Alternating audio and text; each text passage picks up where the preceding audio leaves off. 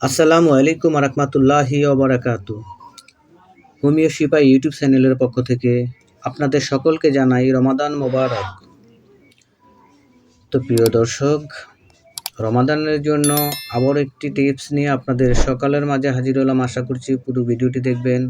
আপনাদের প্রতি অনুরোধ থাকবে আমাদের চ্যানেলটিকে সাবস্ক্রাইব করে বেল আইকনটি বাজিয়ে রাখবেন। আপনাদের উপকার আসা এমন কিছু ভিডিও নিয়মিত দেওয়ার জন্য চেষ্টা করে যাব ইনশাআল্লাহ।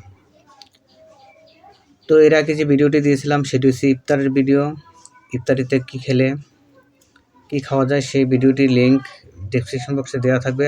আজকে যে ভিডিওটি নিয়ে আলোচনা করব, যে বিষয় নিয়ে আলোচনা করব সেটি হচ্ছে সাহারিতে আমরা কোন ধরনের খাবার খেতে পারি, কোন ধরনের খাবার খেলে আমাদের শরীরে এনার্জি থাকবে, সারাদিন ক্লান্তি লাগবে না, পানির পিপাসা থাকবে না, এইসব নিয়ে আজকের এই ভিডিওটিতে আলোচনা করব। তো সাহারিতে আমরা যখন মাছ খাবো, আমরা চেষ্টা করব সামুদ্রিক মাছ খাওয়ার জন্য। যে মাছগুলো নদীতে কিংবা খালে বিলে হয়ে থাকে সেই মাছগুলো আমরা খাওয়ার চেষ্টা করব।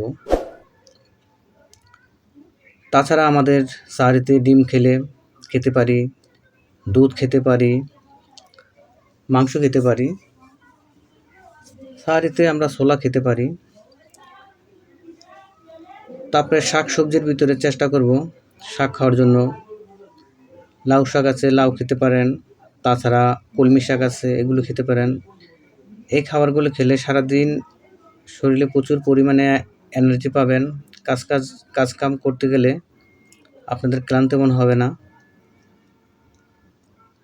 তাছাড়া পানির পিপাসা, আমাদের সারাদিন রোজা রাখলে পানির পিপাসা আমাদের সকলের হয়ে থাকে। তা আমরা যদি প্রতিদিন